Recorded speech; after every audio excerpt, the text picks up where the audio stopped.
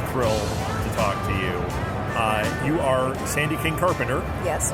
And most people from the name would know you because you're part of the Carpenter machine. You are actually married to John Carpenter. Yes. But you are a geek megastar in your own right, in my opinion. He's going to have the name recognition and everything because he's the director. But you've been script supervisor on like all of his stuff or a lot of it, correct? Yes. And you have your own things. Wait till you hear what I'm going to ask you about outside of that. First of all, as script supervisor, what is your role? A script supervisor is the liaison between the shooting crew, the editorial staff, and production. So, at the beginning of my career, I was actually an animator, and then I went into script supervising, and then that led into producing and second unit directing and that kind of thing. But script supervising was a unique position that gave me an overview of all the needs of a film. Sure. And having come from animation, I understood screen direction and everything on a frame-per-frame basis. Right. And I had gone to art school with photography being one of my specializations, so I understood lens sizes and all that kind of thing, which a script supervisor keeps track of. Yeah, absolutely.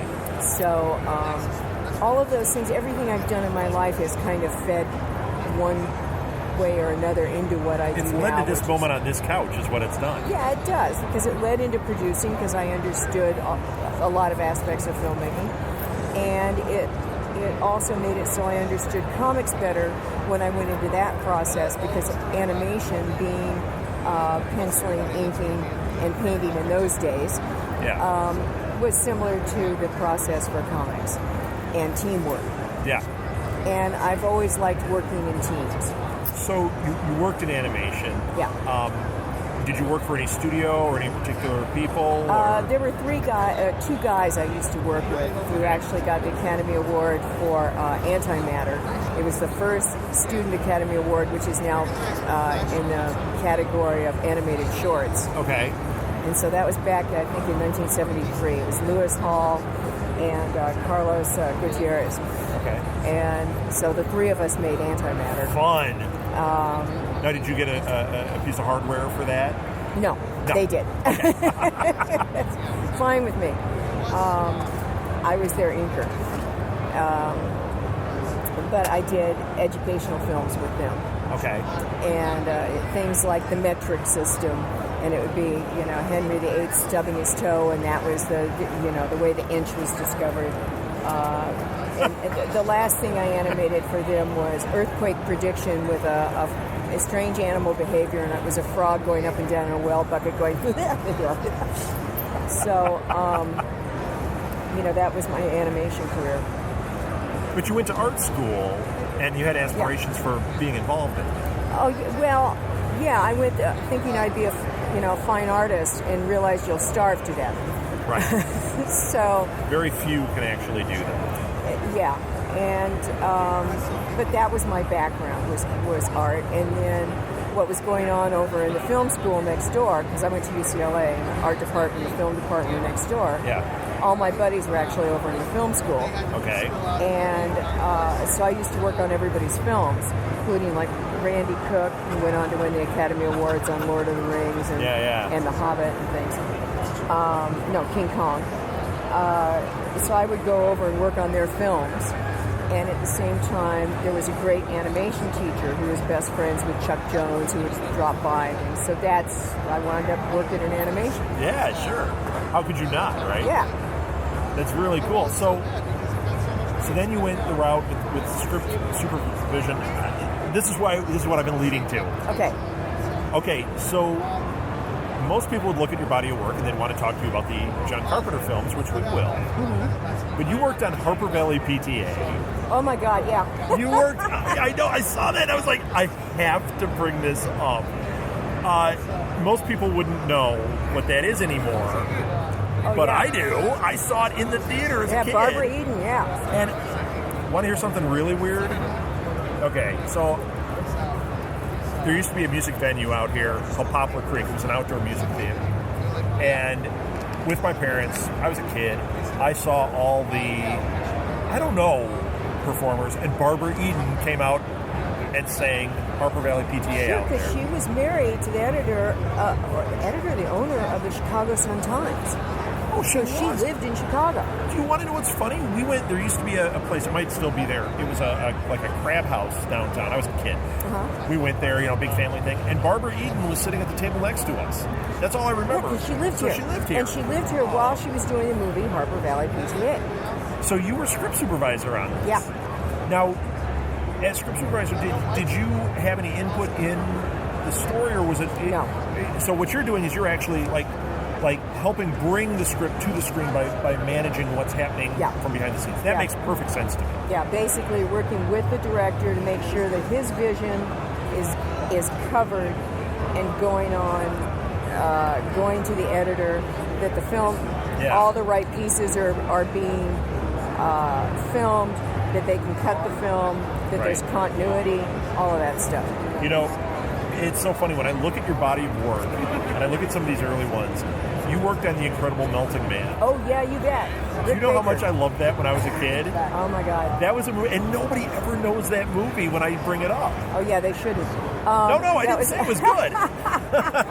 Oh, wait. Script supervision was amazing on that film. Well, it wasn't. There were 3 different units shooting at the same time. And I remember at one point, one of the units lost the wrong ear on the astronaut. And we're going, no. Are you kidding me? And everybody was stopping in all the other units going, how the hell did Alex lose the wrong ear? And we're all going, flip the video. Tell me this there wasn't video then. Flip the film. Yeah. Things like that happened because you had 3 units going, all at different parts of the Sun Valley power plant. Yeah. And, That's so funny. And you worked on Long Riders, which is a great film. Yeah. That had to be fun to work on, too. It was hard work because there were 6 cameras on virtually every shot. And 6 cameras? Oh, yeah. And so you're glad you weren't the editor on this film? It was a massive editorial job, but I have lifelong friends off that film because, the Keach brothers were the executive producers along with David Carradine. And Carradine's had produced the play. Yeah. And so they, along with Peter Jason, had done it in New York. And I got brought in by, I met Walter Hill through his, at the time, girlfriend Trina Mitchum, Robert Mitchum's daughter, who I'd gone to school with. Okay. Yeah, it was one of those kind of convoluted deals. But Peter Jason to this day is one of my best friends. He walked my mother down the aisle at my wedding. Oh, wow. He was the Pinkerton that got shot. And it was a rough show. We were up in the mountains of Georgia. And aren't the Quaids in that, too? The Quaids are in it. Man, everybody's in that. Oh, yeah. Wow. What a great movie that, once again, as they get a little older, kind of get lost to time, hopefully people will go back and watch it, because I love that film. Yeah, it's beautiful. I mean, the sky should have looked great. We went through 3 hurricanes. Are you kidding? No, I'm not kidding. Holy cow. How did you do your job with that, too? I mean, if you're having hurricanes and changes in the look of everything, wouldn't that affect what you're trying to do? Yeah, but I can't control the sky. But what it really did was... Oh, come on, Sandy, I bet you can. But what it really did, who was great was Jack Collis was the art director. And he was a magician at creating instantaneous sets in the town of Parrott, Georgia. Okay. Which was not far from Plains, Georgia.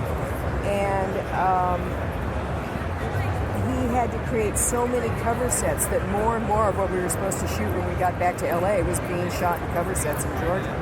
Wow. So we were gone forever. Yeah. So it wasn't just the Long Riders, it was the long shoot. Yeah. We were there for an eternity. So if I don't bring these 2 up, my wife is going to kill me. Okay. 16 Candles. How did you know? Guess what the other one is? Thief? No, that would be me. Oh my God, I love Thief. Okay. The Outsiders. Oh, yeah, okay. Pony Boy. She loves both of those. And, on our shows, we talk about those. Oh, really? All the time. They come up all the time. Yeah, the kids' movies, yeah. Yeah, she just loves those. And my 9-year-old daughter knows the references. She hasn't seen them, obviously, but she knows the references to both of them. Yeah, well, we did Outsiders and Rumblefish back-to-back. Oh, you worked on Rumblefish also? Well, Rumblefish was what I was hired to do. Really? And what happened was I went to Outsiders had shot first and was running over. And they stopped, went into rehearsals on Rumblefish. And so I did the rehearsals on Rumblefish in Tulsa. And then we did the pickup shots on Outsiders. So I took over from the original script supervisor on Outsiders. Then we shot Rumblefish. Then we went back and shot the reshoots on both. Wow. You know what? When you watch those films, you can almost tell they're integrated. So now that you're telling me this, it makes a lot of sense. Yeah, there's a certain symbiosis, even though between them. The look is completely different. Cinematographer was completely two different things going on. Steve Burum was incredible. And, the Outsiders we kidded was the gold lame, G-rated. Everything was golly gee. And for Matt, it was really difficult because his two characters were so different. I bet. He was a very innocent, sweet boy in The Outsiders, and he was the rough kid in Rumblefish. Yeah. And Rumblefish had the swearing, and Outsiders was the G-rated, and we'd have to go, okay, cut, no swear words. Yeah. And not only that, he was turning 18 during it, so he was going through all kinds of changes. Yeah. So when he did Tex right after that too, which was another S.E. Hinton. I think he did Tex right before. Right before. I remember them all coming out real close to each other. Yeah, he'd either because he had done. And of course, I was a teenager, earlier. so it hit my wheelhouse right there. I think, in fact, we were reading Outsiders in class when the movie came out. Probably. I remember there was a big deal with that, and it's funny because I've only recently been talking to S.E. Hinton online again after not, being in touch with her for years. So just recently. Yeah. Is she doing anything now, or? I don't know. It's been more like, how are you? Like, how are you doing? Yeah. Right. Yeah. Right. Okay. There's a third one. I didn't realize. I was just looking through here. Once again, my wife Martha would die if I didn't say. You worked on Starman. Oh, yeah. Starman is a gorgeous movie. What a great film. Now, was that fun? You worked with, that was Bridges again, wasn't it? Yeah, that was Jeff Bridges. Yeah, so you worked with him a couple of times there. Well, was he in Long Riders? No, that was wasn't in Quaid. the Long Riders. I get everybody confused. That was Quaid and, oh man, I'm drawing a blank on the other two brothers. Director married to Jamie Lee Curtis. Wait, now? Yeah. That's, oh boy. Great director. Yeah. His brother's name is Nick. Well, he's the comedian that she's married to. Who did, Chris? Yeah. Oh. Who's the director of Best in Show and Waiting for Guffman? Christopher Guest. I was knowing Chris, and I was going. Anyhow, so Chris and Nick Guest were the other two brothers. Really? Yeah, he's the one who shot Jesse James. That's Chris Guest. I didn't even realize Oh, this. yeah. Oh, my gosh, he's so good. He's great, and he's a wonderful, wonderful man. Yeah. You can kind of tell, though, when you watch those movies, because they become families. Like the films you and your husband, I mean, I can tell there's a lot of love going on there, and everybody's really cool, you know? Now, the Bridges were originally going to play the roles that the Guests played. Okay. And because all those guys, the Carradines and the Bridges and stuff, all grew up together. Okay. But something or other about scheduling, Things happen. It didn't happen. But, Jeff was in Starman. Yeah, Starman is just a great film. Yeah, and that was a lot of fun to shoot. So, then, now, at what point did you meet John? Starman. Starman is when you met John. Yeah, that's where I fell in love with my husband. And you guys fell in love, and it became another cottage industry, is the John Carpenter stuff. Yeah. Now, you worked on Chris here from the Blue Box is an enormous fan of Big Trouble in Little China. Ah, yeah. Do you want to step in? You want to say something? Well, it is. He talks about it, once again, we talk about it almost every weekend on our show. And you were script supervisor on that. Now, how did that go? Because that movie is crazy. You've got so many things going on. Yeah. How did you keep track of everything happening? My script book from that show is so thick with diagrams. I can imagine. But you realize that all of that is choreographed. Yeah. All of that's laid out. So, the planning and everything is, once it's down, it's written down. And, I've got a diagram of where all the cameras are and what all the action is. It's just from watching that movie, I can't imagine doing what you did on it. That's my strong point. Well, you're wonderful at it. Thank you. That's a tricky one. Yeah, but I was pretty proud of the job I did on that one. You should be. That's one of my two favorites of John's movies. You also did They Live, yes, which is a cult icon. That had to be a fun one to work on. Also, now that you seem to have less stuff going on all the way around, so it's probably a little easier to manage. Am I wrong on that? Well, that one was interesting because at that point, Larry Frankel and I were producing and doing our set jobs. Okay. So he was first AD and producer, and I was script supervising and associate producing. Same way we did on Prince of Darkness, we were double shifting. And I like being on the set at the same time as producing because you can problem solve really well. And on films that size, we could keep doing that. On the bigger films, it's really hard to not have an office presence as well. Right. So, that's more problematic. So do you prefer something with a smaller scope like that then? No, I like them all. Okay. You just like doing it. Yeah. You're working your dream job? What? Yeah. My life is great. So it is. So you also, now we're going to move into the writing of that because you've got this line of comic books. You've got Asylum you're doing. Yeah, we have John Carpenter's Asylum and we have Halloween Nights. And Halloween Nights. Now, with Halloween Nights, I was talking to Steve, correct? Mm-hmm. And he wrote segments in there. Now, you've written in it too, correct? Or are you Yes, editing? I edit the whole thing, and I wrote one of the stories, and John wrote one of the stories. And, we've got 7 writers on Halloween Nights on this one that came out for the last Halloween. We have Volume 2 coming out for next Halloween. Yes. And that's going to be twice the size. Now, are you looking at doing anything beyond the comic with it? Are you hoping to do more? Because I'm a big fan of... I like when things cross over, but I like the idea of an anthology horror comic. It's just an anthology horror comic. I love it. That's all it is. I license the stories from the writers with the proviso that they own their IP, and I'm only licensing it for the comic book and any compilations of the comic book, because, we may make a compilation of all the anthologies. Sure. But outside that, no, it's a comic. I love it. Yeah. I love it. And there's Brian Glass. It's another friend of mine. He's an artist. He does great stuff. I'm sorry, I got distracted there. Shiny Objects. Yeah.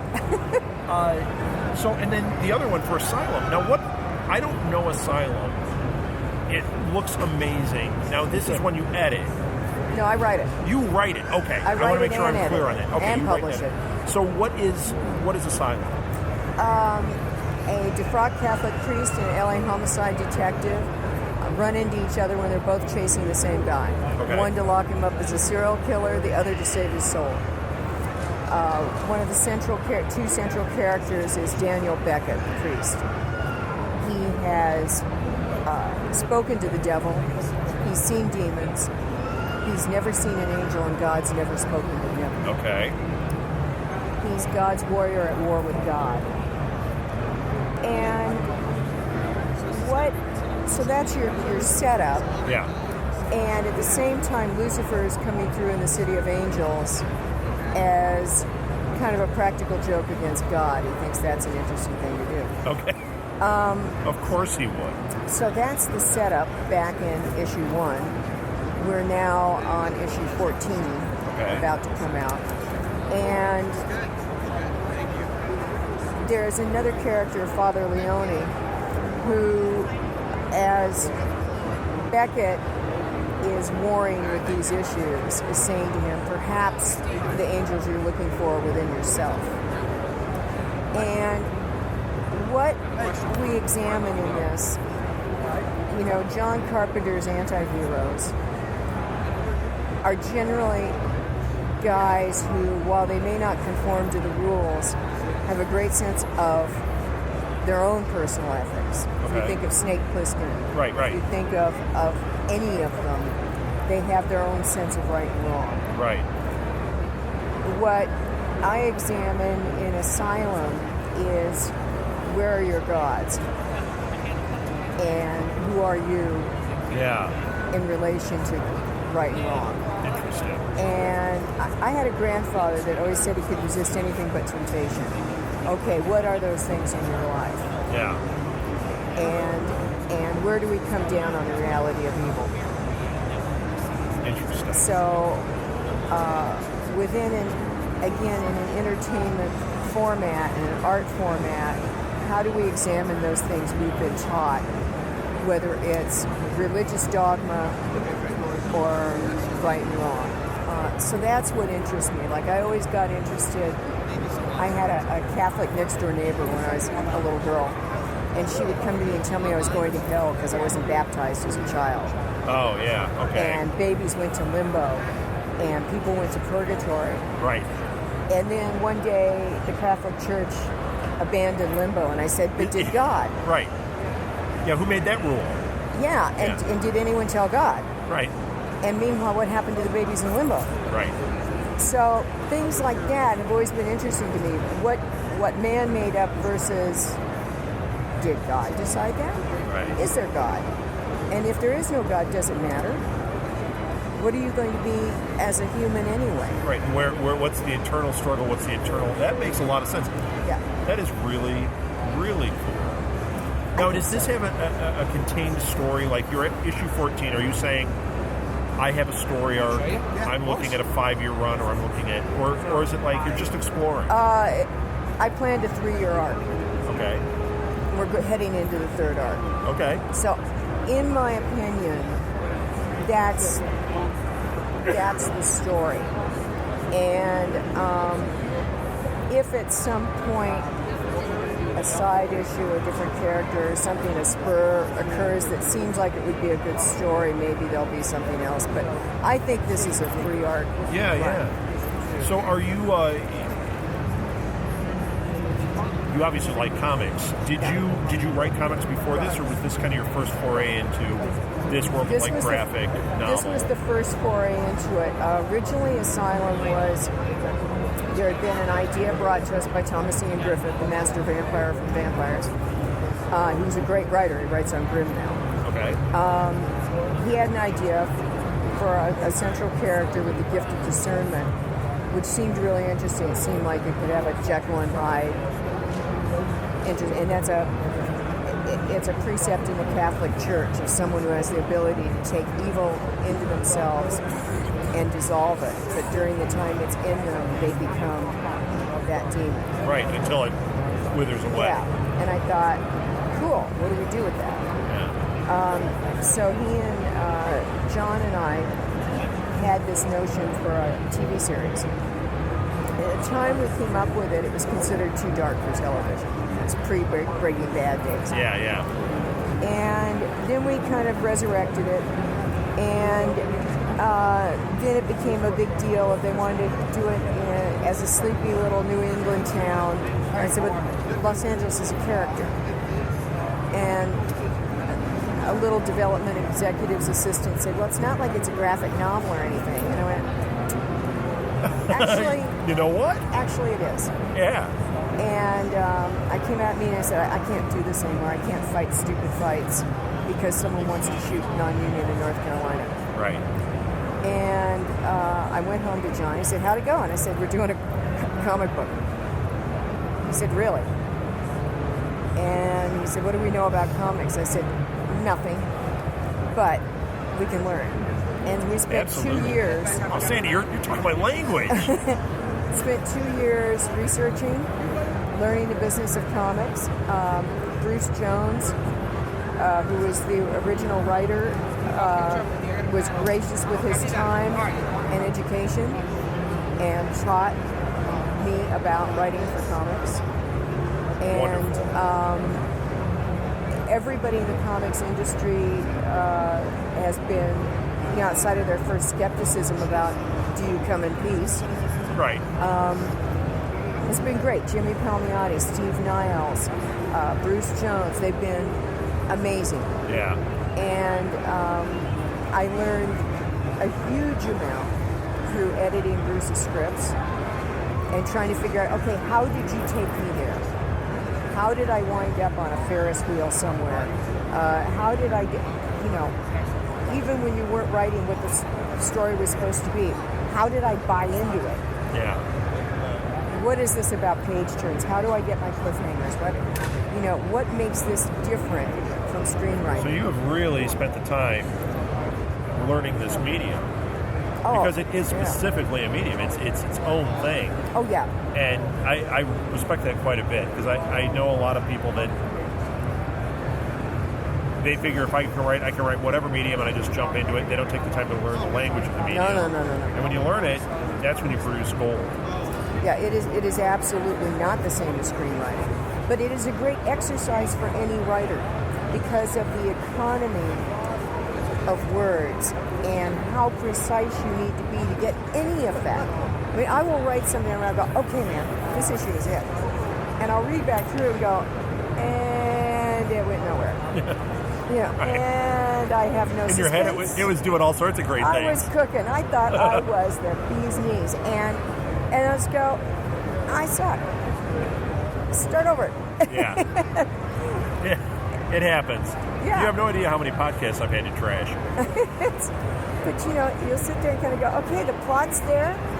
I did what I meant to do, and I have no... Yeah, like there's no tension or the message was unclear or... Whatever. I know. And comic books, it's difficult because you're not only writing the dialogue, but you have to think as you're writing those of the image or how you're, like you said, how you're turning the page. I remember I was talking to, I think it was Scott McCloud who wrote Understanding Comics, and he was talking ad nauseum about the white space and the importance of the white space and what he was saying, like, and this was just a conversation where all of a sudden it became all about that little bit of space is so crucial. You have to understand it so well to propel things. You don't have that in film. You don't have a white space. No. But you have transitions. We do different things. Yeah, I mean, it's different issues. Yeah. It's a different animal. But, I mean, at its base, look, we're all storytellers.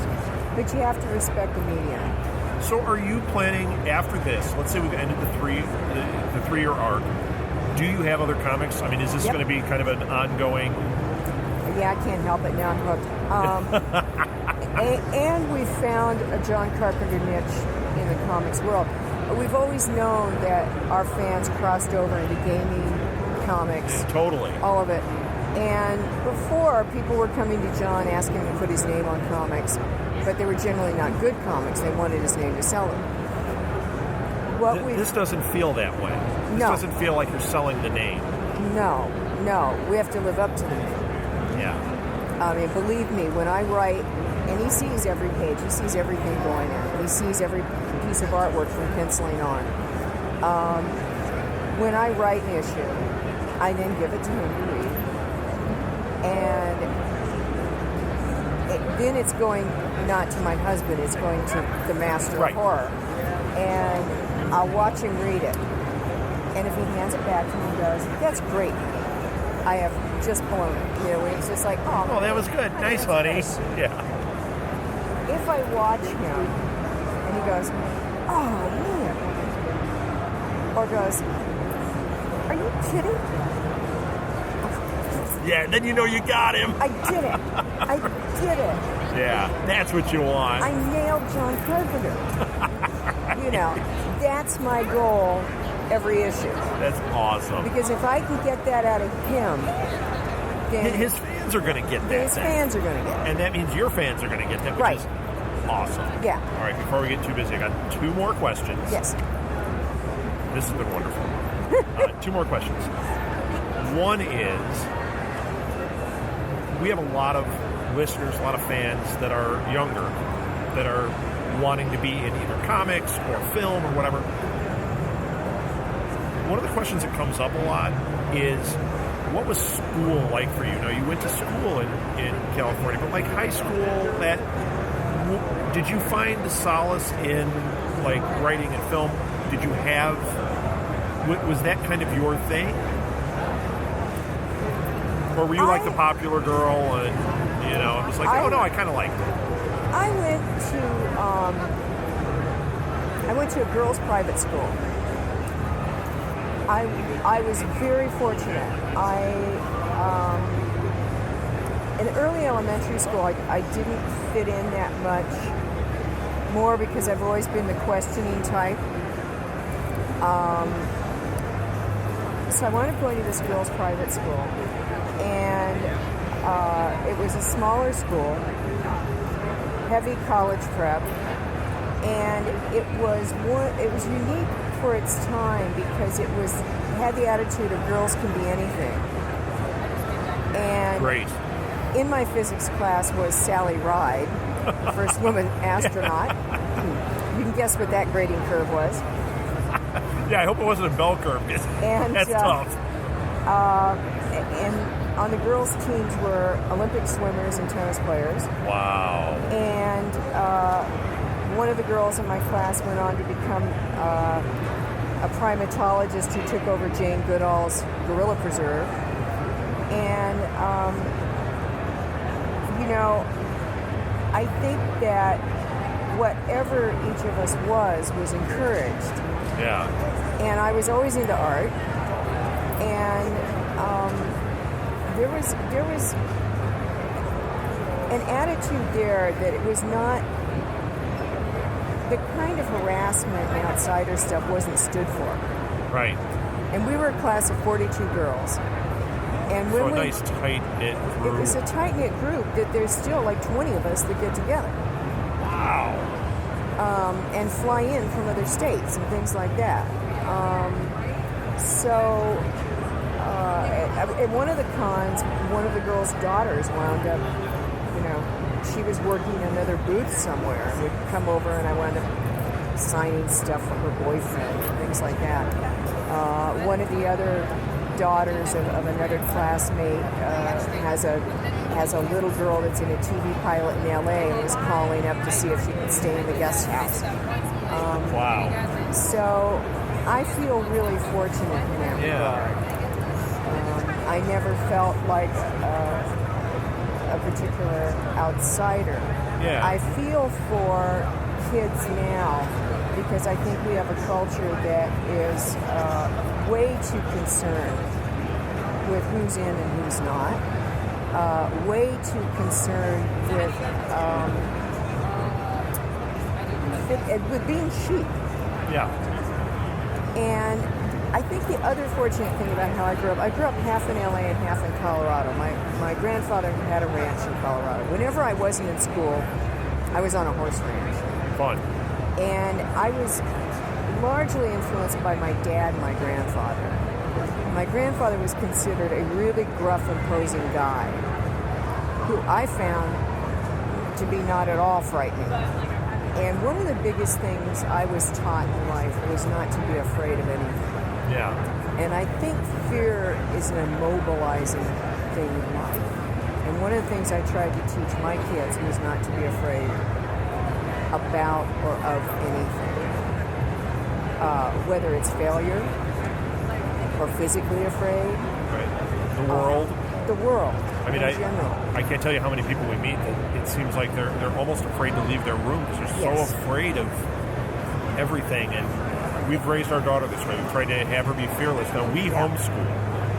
Yeah. And part of the reason is we want her to have just experiences that are super positive. And they should be allowed to be children. I had a panel last night where people were shocked that our kids didn't see our movies till they were 12. Because I make them for adults. Right. You know, they are made to scare and educate in different ways because they're political satires. Yeah, there's messages there, sure, but they're not for kids. Grown-ups. Yes. And when they say, but you made a choice to have a child, raise them like a child, and give them a child's sense of wonder. Yeah. We talk about it all the time because Molly is pretty advanced, but we always tell her, you know, there is so much great material that you can absorb before you get to Halloween. You know? Yep. Enjoy it, live it, have fun with it, and then when you get to these, you discover, because you're going to have those the rest of your life. Yes. No, there's... Oh, Sandy, you're talking my language. No, it's 100% that. Be a parent. And they'd say, oh, how do you do it? I go, when we made body bags, the kids were around the sets and they see body parts. They say, but it's rubber. It's a piece of rubber. Yeah, they understand. See, that's fabricated, and it's not in the context once it's a finished film, right, which is made to frighten and all that. Yeah, they grew up with Mark Hamill. They're not seeing Mark Hamill as a serial killer. Right. You know, but, you know, people say, well, I remember having to face the TV Critics Association. And I had Greg Nicotero with me with 3 severed heads and that stuff. And they're saying, but how do you keep me from seeing it? I said, when I leave the house, I disconnect the cable. There you go. Let them be kids, yeah. Yeah. You know, wonderful.